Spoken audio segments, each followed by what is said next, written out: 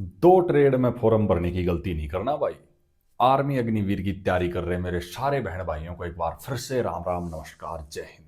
भाई जबरदस्त रोड़ा मचा हुआ है, खूब बड़े बड़े चैनल पे सिर्फ व्यूज के चक्कर में यही वीडियो डल रहे हैं कि भाई दो ट्रेड से फॉर्म भर सकते हैं, ये फायदा है, उस ट्रेड वाला कैंडिडेट इसमें आएगा, इसकी मेरिट बढ़ा देंगे, ये हो जाएगा वो हो जाएगा। अरे भाई इसका असलियत तो देखो, इसके पीछे कारण क्या है और इसमें कैंडिडेट का नुकसान क्या है। सिर्फ अपने व्यूज के चक्कर में सिर्फ यही बता रहे हो कि नया ऑप्शन आ गया, दो ट्रेड में फॉर्म भर सकते हो, फायदा है, दोनों हाथ में लड्डू ले लेना, कहीं दूसरा उठाने चक्कर में इस हाथ का भी कोई और लेकर भाग जाए। असलियत कहानी क्या है, कैंडिडेट का इसमें नुकसान क्या है भाई।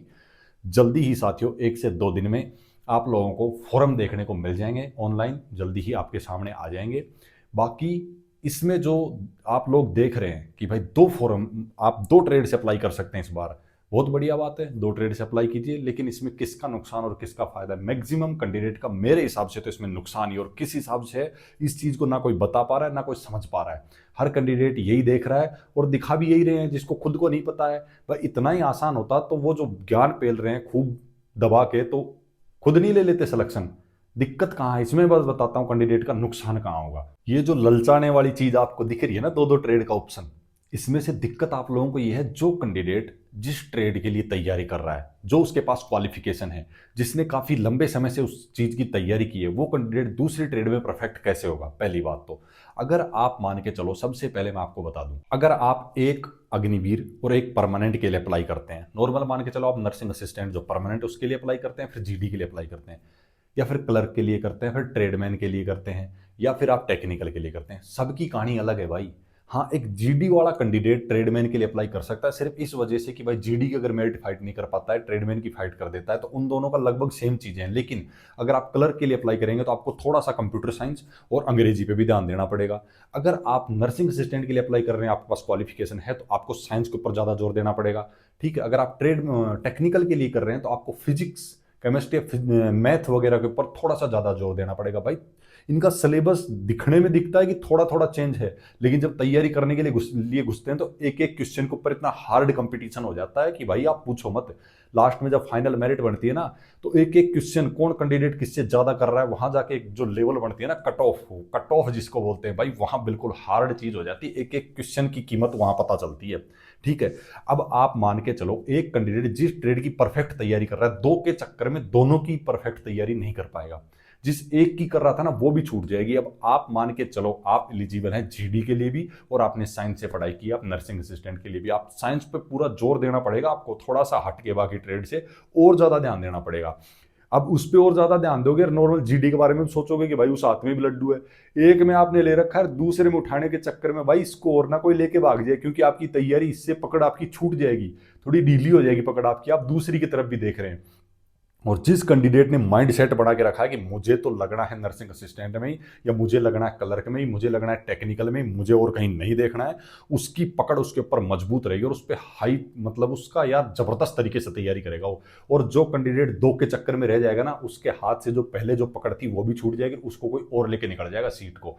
ठीक है, तो मेरे हिसाब से तो आप अगर दो ट्रेड के लिए अप्लाई करते हैं, अप्लाई कर दो, कोई दिक्कत नहीं है, लेकिन अपना जो टारगेट है ना उसको फिक्स रखो, उसको उससे मत भटको भाई। ठीक है, एक जीडी और ट्रेडमैन वालों को मैं बोलता हूँ लगभग लगभग सेम होता है, वो एक कर सकते हैं। बाकी जो ट्रेड है ना, वो अगर चाहे कि मैं भाई टेक्निकल की करके जीडी का भी दे दूंगा, ट्रेडमैन का भी दे दूंगा, क्लर्क की करके दे दूंगा इनका, तो भाई ऐसा मेरे हिसाब से तो देखो, अगर मैं मेरी राय दूं, बिल्कुल गलत है भाई। अब तक आपने बहुत वीडियो देखेंगे और यही समझा होगा कि दो ट्रेड का ऑप्शन आ रहा है, दो ट्रेड से अप्लाई करूंगा, लेकिन अब बताओ जो मैंने बताया है इस हिसाब से अगर आप तैयारी ये दो ट्रेड की करते हो तो आप कहां जाओगे, कितना पीछे चले जाओगे। आप खुद समझ के और अपनी राय देके कमेंट में बताना कि भाई किस हिसाब से आपको क्या सही लगा। अगर मेरी राय आप मानो तो मैं तो यही कहना चाहूंगा, बेशक आप अप्लाई कर सकते हो, लेकिन अपनी पकड़ जो है छूटना, मतलब जो ट्रेड आपकी फिक्स आपको लग रहा है कि मेरे को इसी में जाना है, उससे पीछे नहीं हटना, उससे अपनी पकड़ को ढीली नहीं करना भाई दो ट्रेड के चक्कर में, क्योंकि दोनों की तैयारी के चक्कर में ना एक की भी तैयारी आप परफेक्ट नहीं कर पाओगे।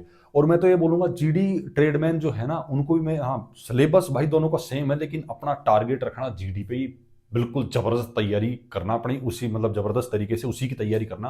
हाँ, ट्रेडमैन के लिए भी आप अप्लाई कर देना, उसी का भी एग्जाम देना, अगर आप इसकी मेरिट में नहीं जा पाते तो उसकी में चले जाए, क्योंकि इनके सिलेबस में कुछ ज्यादा फर्क नहीं होता है भाई। ठीक है, बाकी सिलेबस से कुछ नहीं होता भाई। अगर फिर जॉब भी आपको करनी है, जब लग जाते हो, अगर आप थोड़ी अच्छी तैयारी करते हो, जीडी की मेरिट निकाल लेते हो, तो भाई ट्रेडमैन से बेटर जॉब पा जाओगे भाई। ठीक है, बाकी मेरी राय भाई, सभी मेरे छोटे भाइयों को, छोटी बहनों को। देखो भाई, छोटी बहनों को तो यही रहा है, उनके पास तो और ऑप्शन नहीं है, तो WMP के लिए अप्लाई कर सकते हैं, तो उनके पास तो ऑप्शन नहीं है। लेकिन भाई अपने सारे छोटे भाइयों को मैं बता दूं, आप लोग जो ये सुन रहे हो ना कि भाई मेरिट बढ़ जाएगी, जो हाई जो ट्रेड वाला कैंडिडेट है, जो अच्छी तैयारी कर रहा है, वो आके इसके भी फॉर्म के लिए अप्लाई कर देगा, इसकी भी ट्रेड चढ़ा देगा, भाई ऐसा नहीं है। ठीक है, उसके चक्कर में, इसकी ट्रेड की मेरिट चढ़ाने चक्कर में खुद की छोड़ के आ जाएगा, उसकी कोई और लेके निकल जाएगा, वहां से उसकी पकड़ छूट जाएगी। तो ऐसा कुछ नहीं है। मेरिट जिस हिसाब से जाती आई है, अप डाउन चलती रहेगी, उसका ज्यादा फिक्र टेंशन नहीं लेना है। जल्दी ही भर्ती आपको देखने को मिल जाएगी।